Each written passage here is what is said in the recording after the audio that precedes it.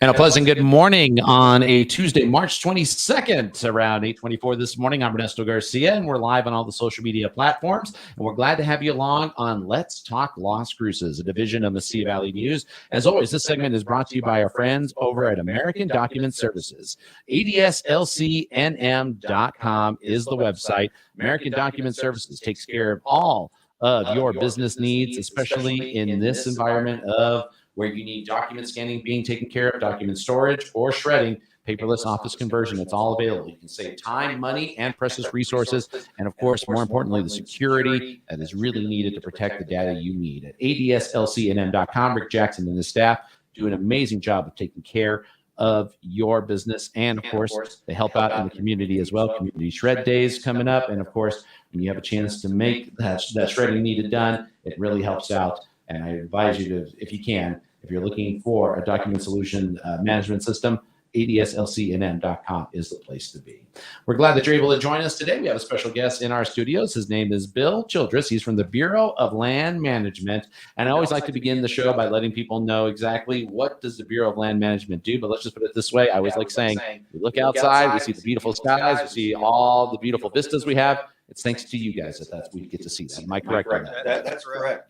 A lot of the public lands that we manage out of our Las Cruces district surround the community of Las Cruces and other communities up and down Interstate 25, Interstate 10, Deming, Lordsburg, TRC, those Hatch. Those are all communities that have the pleasure of having public lands in their back door, so they can go out and enjoy dispersed recreation, hunting, or sightseeing. All right. I want you to see if you can move that microphone a little bit closer to you there. We want to make sure we get the best audio sound that we can get here. And if you're just joining us, we're getting a chance to speak. We're Bill Childress talking about the Bureau of Land Management. There's some things that we're going to discuss about the positions that are opening and going on, but I want to get to know the Bureau of Land Management a little bit better and let our viewers and listeners know more about this as well. How many people are working right now in this area for the Bureau of Land Management? We have approximately 90 permanent employees, but also we have a lot of seasonals, career seasonals help us out during the summertime, whether that's doing inventory and monitoring or to help us in the fire program. And so we do expand up to about 120 during the summertime. When you talk about the fire program, that's something very important, especially with how weather has been. I mean, here we are today, another cool day, but then by this weekend, 80-degree temperature. We were at 70-something degree temperature, and I'm sure you guys have gotten used to this pretty well. But fire is a big concern, especially when you get wind speeds going over 70 miles per hour in a lot of our land areas. Yes. So when we have a good monsoon, that's during the summertime, we'll get a lot of growth. That green grass during the summertime cures, and then it has the potential of creating some wildland fire situations that we need to deal with. So yeah, the roller coaster of weather has essentially expanded our fire season. Our fire seasons have gotten longer due to drier conditions, and so we have to be prepared. Usually around March, that's when we start hiring our seasonals to help run. We have 3 fire engines out of the Las Cruces office, and we're looking to expand that potentially in the future. How many would you like to have in the Las Cruces office if we could be there? If we had the ability, we'd like to move to 4 engines, and that gives us a lot of flexibility. We can pre-position an engine in a remote location out of Las Cruces, like a Lordsburg or TRC, to help us in initial attack, being able to be a little quicker in response time.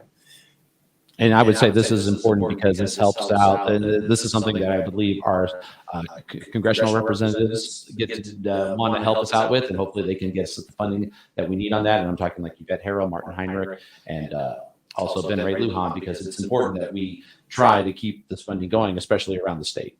The funding is here, and we're looking at bringing on some additional positions. And we're also looking at the option of bringing in a fourth engine. I'll tell you what, 90 people that are working, they've got great careers here. And this is important because I don't think a lot of people really understand the full effect of what BLM does sometimes or how it manages things. But if it's not for you guys, we could have a lot of big problems in our area. Yeah, just kind of frame, our organization. We're part of the Department of Interior, and there's other agencies like the Park Service, the Bureau of Reclamation, Bureau of Indian Affairs. We're all under Department of Interior. Our agency is very similar to a Forest Service, Park Service in the sense that we manage federal lands. And in this area, our district manages 5.4 million surface acres and 7 million subsurface acres. And there is some split estate where it's either state or private, but we still manage the mineral resources. And we cover public lands in 6 counties in the southwest part of the state: Sierra, Otero, Doña Ana, Luna, Grant, and Hidalgo counties. So we have a very expansive area of responsibility, and we have a diverse skill mix to help the managers make decisions on either permitted actions or just managing our natural resources. We have hydrologists, wildlife biologists, archaeologists, paleontologists, soils scientists, and realty specialists, geologists. And all of that staff, that interdisciplinary team, helps management make decisions, informed decisions, because they're the experts in their areas of expertise.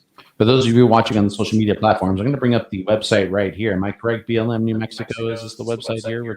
That's it. All right, so people can find out a lot of things here that you are doing and also opportunities that are available. And I really encourage people to take the time. I know this is probably one of the least websites people would think to go to, but when you actually look at it, there's some really good resources here that helps out, especially if you're planning some types of trips or things that are coming out in our New Mexico desert. One of the interesting things is BLM has Facebook pages. Normally, those Facebook pages are held at the state office organization. We are the only district that has our own Facebook page.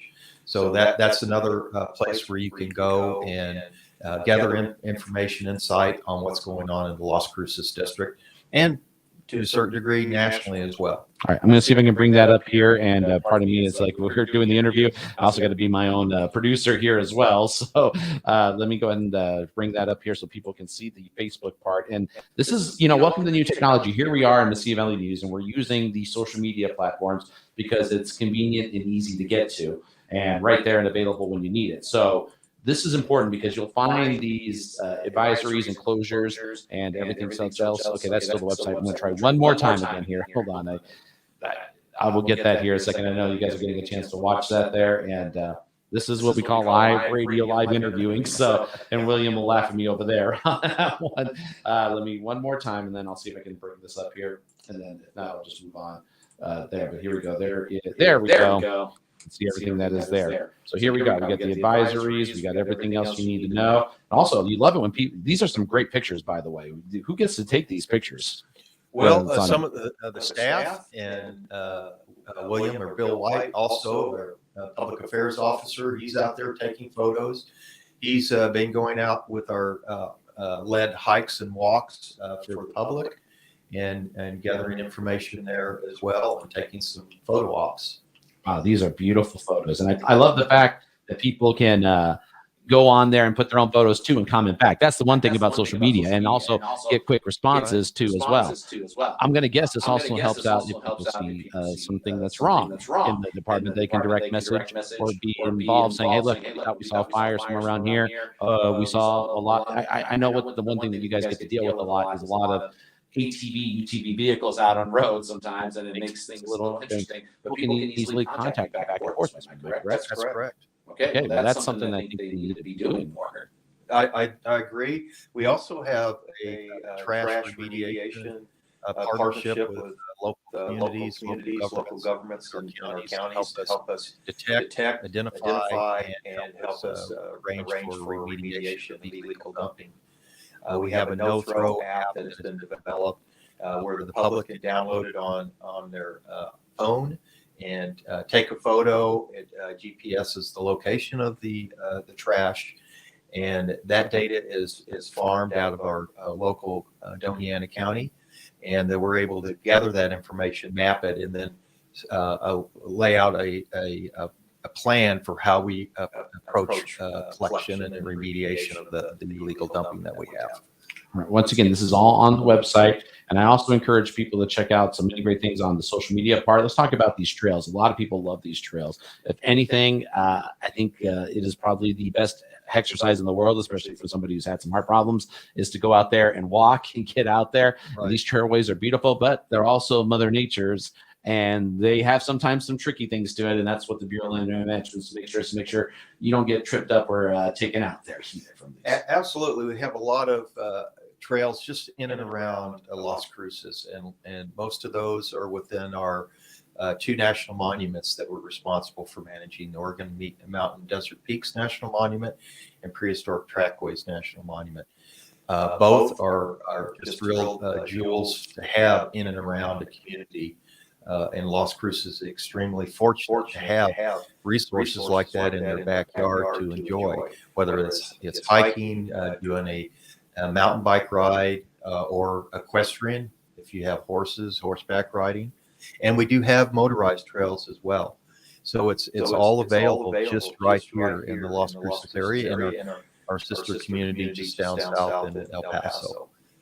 All right. If you got a question for Bill, please let us know. We'd love to hear from you and talk with you. And of course, these questions will go later. And I'm sure William's going to share this page. We just figured out how to link with each other together. And this is the first time that I can remember in a while that any media sources had this much communication with BLM, which I'm really happy with, because I think people forget exactly about how many things are going on. And, you know, we look at our environment and we take it for granted in a lot of ways. But when it comes to when we're walking, go out in the areas, it's fine. But our farmers and ranchers are important parts to this area as well. We have a lot of cattle that's out in the area, and BLM does really well working with those people that are out, especially in Sierra County and throughout Miami County as well. Yeah, we have 605 grazing allotments that we're responsible for managing, along with the producers, the ranchers. And it's a partnership of working together to make sure that we manage the habitat for livestock grazing, domestic animals, but also to maintain habitat for wildlife. We manage the habitat and the game and fish. New Mexico Game and Fish manages the animals. And so we have a partnership with them as well to make sure that the habitat is in sufficient condition to accompany the wildlife use on our public lands. I'm going to show you this nice thing here. It's these smartphones, and they're everywhere now. They go a lot of places. And as a result, towers get built up in a lot of places, and a lot of electricity areas too as well. There's a lot of beautiful lands that people need to understand that there is tower locations up on a lot of these areas and high places. A lot of people like to go there, but it's also a balance of trying to keep safe, because obviously those areas are sometimes not safe, and BLM's not there to tell you what is what's safe or not safe. So people need to pay close attention to that. How's it working commercially wise as these expansion of technology grows out, especially into our areas? Well, yeah, it's expanded significantly. What part of our mission is conservation. The Federal Land Policy and Management Act really changed our organization in 1976. It put a conservation component to us, but also we still maintain our role in permitting a variety of activities. One of them is cell towers, communication towers, rights of ways for roads, transmission lines, pipelines. We work with entities that are looking at moving energy from one location to another.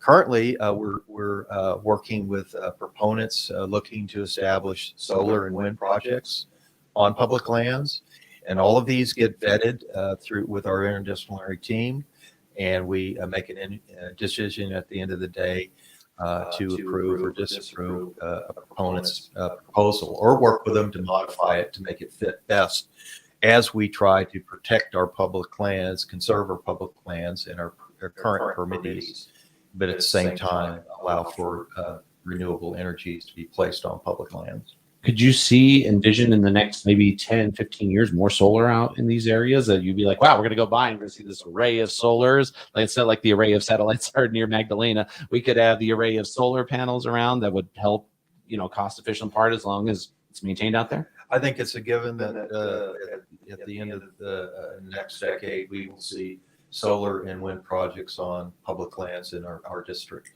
It's one of the highest probability areas for wind and solar in the Southwest. Get a lot of sunshine, but we also get a lot of wind. That combination really is attractive to both of those industries. I tell you what, that could really help out the state in energy and down the road. And of course, the fact that the BLM will help maintain that. It's a lot of maintaining to do. And we talked a little bit about Mother Nature. You talked about rains coming in. Rain certainly will affect roads out in the area. I've been out to a lot of those roads, usually the Kabaya Mountain areas where I spend most of my time. How much effort does it take to fix up these roads, to get everything taken care of when you have these rainstorms and everything up and you get wash storms and drainage flooding? It seems like it's a very expensive project and very hard to maintain sometimes. Right. We have a lot of what we call primitive roads. They're 2 tracks. We'll probably never maintain those, but we also have roads that are very important for just general public access, even with 2-wheel drive vehicles. And we recently received some Great American Outdoor Act funding we call GOA. And that funding just recently this year, we were able to improve 3 very important roads that provide public access for public. The Caballo Road that goes up Caballo Mountain just outside of TRC, we improved that, raised the bed, put some more culverts in there for drainage that makes it closer to being year-round access. Same with Cooks Peak Road in the Luna County area, and Prehistoric Trackway's main access. We improved that recently, where it's all-weather road all year round. And so our job is to try to compete for funding to help improve access for the public. Well, and if people want to be involved in that, there's ways that they can be involved. You've got a committee position that's open up. Can you tell me a little bit about this and what you're looking for? Is you're looking for more people to be involved in the BLM process? Yes, as I had mentioned, the Federal Land Policy and Management Act in 1976 also established the requirement to create a resource advisory council to help guide us and help advise us on how we manage our public lands. And these are people in positions outside of federal government. That could be local, state government, or it could just be non-government organizations, or in some cases, people that have permits with us, whether it's for mining or for livestock raising, as an example. And so right now, all of our positions are being recruited. We have a 12-person council. It's really developed over time to a southern resource advisory council. It used to be one council for the whole state. We went to districts, and now we've merged 2 districts into the southern RAC. So this RAC covers more than just our 5.4 million acres. It also covers 3.5 million acres in the Pecos district, which is Roswell and Carlsbad and Artesia. And we've included a district or a field office out of the Albuquerque district in our RAC, the Socorro field office, which manages well over 1.5 million public land acres. So this advisory council, we'll discuss land use plans, disposal related issues. When we want to increase recreation fees, we bring it to the council and get their recommendation on whether or not we should increase or decrease the fees or eliminate fees, as an example. All 3 of those could be potential scenarios, and the council gets information from us, and then they make a recommendation to us on whether to proceed with increasing those fees. How many people are you looking for in this council? We have 12 positions that we're recruiting. All 12 became vacant at pretty much the same time. So, and so the current RAC membership can reapply, but it's also opened up for new people that might want to consider. And I can give you sort of a general list of those positions if you'd like. And real quick, I would like to hear these positions, and I also would like to know where can people apply for these positions. Is it on your website right now that people can apply? Yes, it is. And let me see if I can read it to you real quick. So there is a BLM website that you can, and maybe, I don't know if we can just. I'm going to try to get to it, yeah. I'll provide that to you. But also, you can go to You can also call our public affairs specialist. That's William, as we call him, Bill White, in the office to get information on how to apply. Applications, along with a recommendation letter, are due April 4th, 2022. Correct, Bill? Okay. All right. I'm trying to find it on the Facebook there. He should have showed it to me, and I'll get Bill to get me that part there. But okay, so the 24th, am I correct? April 4th. April 4th. April 4th. I'm sorry. Okay. I will find that there, and I will get that, and I will put it on here as soon as I can, and I'll get that set up. All right. Who can get on this position? Who are we looking for? What are your qualifications for this? Okay, so we have 3 groups, and so what we're looking for is somebody that holds a federal grazing permit. So one of our permittees, either in our office or the other 2 offices that I mentioned, would be who we would be looking for representation. Representatives of a transmission or a right-of-way company. So like somebody from El Paso Electric or a utility, we're looking for representatives there. We're also looking for representatives from a developed recreation, off-highway vehicle user, or commercial recreation user. So we issue what we call special recreation permits. So somebody that has a permit like that would qualify, in that group as well. And then lastly, in that group, we have. Go ahead, take your time. It's fine. All right, we have commercial timber industry, and of course we don't have a lot of commercial timber, but if there is somebody that is involved in that, they're welcome to apply for the position in group 1 as well. And then a representative from energy or mineral development, so a mining company or somebody that's producing energy on public lands, natural gas, solar, wind. And then group 2, we're looking for somebody that has a national or regional recognized environmental group organization, dispersed recreation user for hunting, sportsmen, somebody in that category. We're looking for an archaeologist or an historical interest representative, and also in group 2, nationally recognized wild horse and burro interests. Now, we do not have wild horses and burros in any of the 3 offices that I talked about. So it's unlikely we would get a candidate in that category because of that. And then group 3 holds a state, county, or local elected position. So we're looking for an elected official. It's very important for us to get an elected official, because for us to hold a meeting, we have to have an elected official. And an employee of a state agency, that could be Game and Fish, state land office, somebody that works in state government.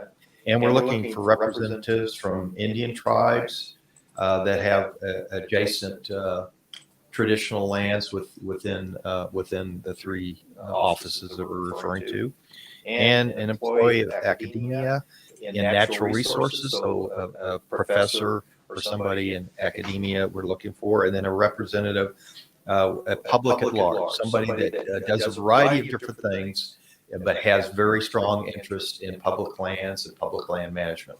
We have a public at large. So there's 12 positions open here. That's correct. So, and this would be a process that they come visit you at the office here in Las Cruces. That's on Valley, am I correct, or just off Valley? So since we have 3 different offices in our southern rack, we try to find either neutral sites, but most recently during COVID, we've been having Zooms like what we're doing. Zooms. Yeah, So, gotcha. and as things open up, what we like to try to do is have a face-to-face meeting with their council. And these are all open to the public. We have to announce them far enough in advance where we can notify the public that we're having these RAC meetings.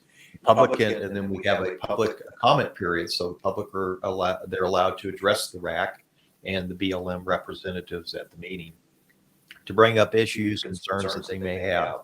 And so when we open up like that, we want to try to go to the various venues, the various offices, locations that have RAC. So publics from all 3 areas, Socorro, Roswell, and Pecos district in large, have an opportunity to join the RAC meetings. We also have a field component to it. So we try to go out in the field and look at issues on the ground and have discussions, because one of the roles is to help us and guide us through our resource management planning process.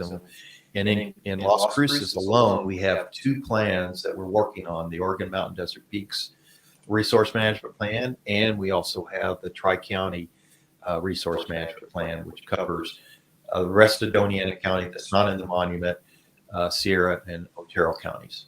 All right. Well, Bill, I'm glad that you had a chance to explain all of this and take the time so people understand it. This interview is going to be up, and you can share it and put it anywhere you need to. We'll obviously play it on the airways as well, too, so people get that time. If people want to get a hold of you, get a track of the BLM, how can they do so?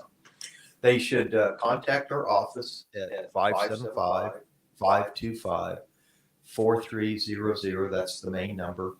If somebody's not there, you leave a message, and then we'll get back to you as soon as possible. And you can also follow now on Facebook, That's correct. also through the website. Right. And I think you got a gentleman who dressed up really nice for you today to do a lot of this work for you. So he'll be there answering that phone if necessary. Yes, he'll be there. I think if you ask for William White, he will be the person you want to talk Yes, to. ask for William. Please bug him. I like when I like when he bugs me. I will say that right back to go back to him. One final question here. Spaceport, America.